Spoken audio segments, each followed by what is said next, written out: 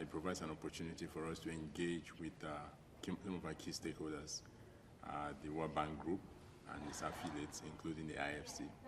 These are institutions that Nigeria has very strong relationships with, and they are also a part of our ecosystem in terms of the programs that they finance, including our investment programs as well.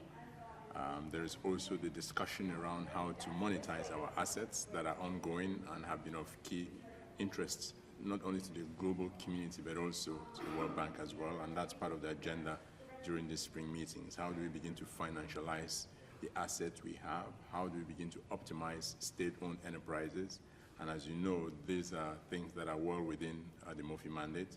And those discussions have started and will continue for us to see how we can engage in these activities to support the administration's economic agenda. What would be a successful week? What would be the takeaways? Well, one of them is really pushing the envelope in terms of what types of programs we can engage in. I mean, I will speak specifically for the thing that relates to MOFI in terms of how do we begin to look for innovative and creative ways to increase the fiscal buffers through this investment that we have under our purview.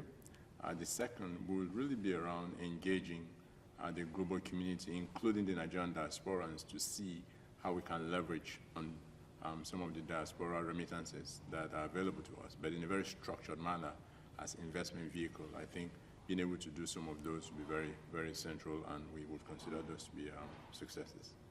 You know, I think first of all, we have to recognize that there is some indication, there are a lot of indications that a lot of these interventions and some of the reforms that are being undertaken by the administration, especially the economic team, are beginning to pay off.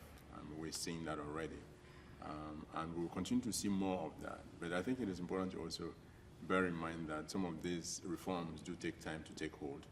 And, but what I'm confident about is that a myriad of these intervention programs, these reforms that are being undertaken at the moment will definitely yield great results in terms of ensuring that inflation is brought under control. Our exchange rate is also stabilized so that people can actually plan for their businesses. Investors can actually plan, make medium to long-term plans based on that. We will also expect that the productivity would also go up so that we can increase supply, which in turn would impact some of these macroeconomic indicators. But I'm very confident that with a lot of the measures that the administration is leading would yield good results, not only in the short term, but in the medium and long term.